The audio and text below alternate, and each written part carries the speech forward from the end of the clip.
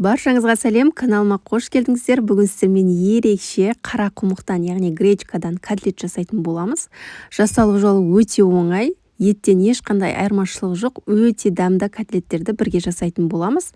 Видеоны соңына дейін қарап, міндетті түрде жасап көріңіздер.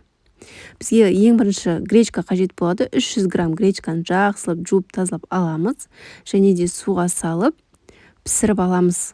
Гречканы алдын ала пісіріп аласыздар. Піскен соң осындай езгішпен жақсылап езіп алыңыздар, немесе блендермен езуге де болады. Осылай езгіш өте ыңғайлы болды маған. Ыстық күйінде езсеңіздер, өте тез әрі жылдам езіледі. Осылай езіп дайындап алдық. Енді табамызға кішкене май құйып, бір дана пиязымызды ұсақ етіп турап, қызып тұрған майға салып қуырып аламыз.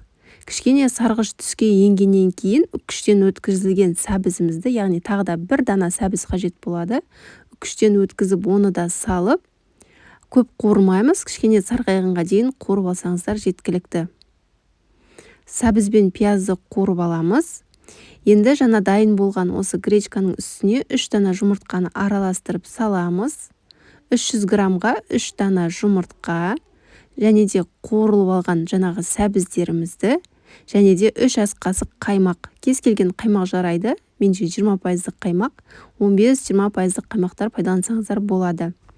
Дәміне қарай тұз, және де қара бұрыш, 1-2 тісше сарымсақ қосып жіберсеңіздер болады. Ерекше дәм береді, өте дәмді болып шығады. Құрамына ешқандай ұн қосылмайды. Диетада жүрген жандарға да жасауға болады. Барлығын жақсылап араластырамыз. Бізде қою осындай масса болып шығады. Бір-біріне бірігіп, өте әдемі болып шығады. Кішкене-кішкенеден алып, котлеттің формасын беретін боламыз қолымызбен. Дәл осы рецепт бойынша менде 21 дана котлеттер шықты. Достар, егер менің каналыма тіркелмеген болсаңыздар, төменде подписация батырмасын басып, тіркеліп, қоңырау белгісін басып қойыңыздар. Сіздерге алдағы уақытта керемет рецепттермен бөлісетін боламын. Каналымды жоғалтып алмас үшін қоңырау белгісін басып қойды да ұмытпаңыздар. Осылай котлеттің формаларын жасап болған соң, кептірілген ұн, яғни панировочный сухариға аударып, дәл осылай майға қуырып алсаңыздар да болады. Мен өзім дұрыс тамақтанып жүргеннен кейін бұны духовкаға пісірейін дедім.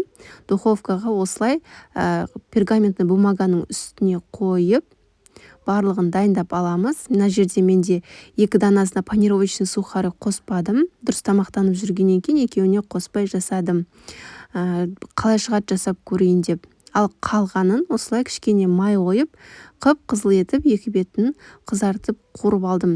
Жалпы алғаш рет жасап көрдім, керемет болып шықты. Майға да қуырып көрдім, духовкаға да салып көрейін дедім. Духовкада 200 градуста қызарғанша пісіріп аласыздар. Міне осылай қып-қызыл әдемі болып шығады. Мынау духовкада піскен түрі панировочный сухари мен, ал мынау панировочный сухари қосылмаған түрі. Жалпы барлығы өте әдемі, мынау майда піскені. Котлеттің жанына пюре және де гарнирге күріш ұсынсаңыздар болады. Өте дәмді болып шығады. Сіздерге де балапандарыңызға да ұнайтынына сенімдімін. Себебі ешқандай етті котлеттен айырмашылығы жоқ. Қараңыздар, өте әдемі дәмді болып шығады. Видео ұнаса лайк басып, төменге пікір қалдырып кетуді ұмытпаңыздар.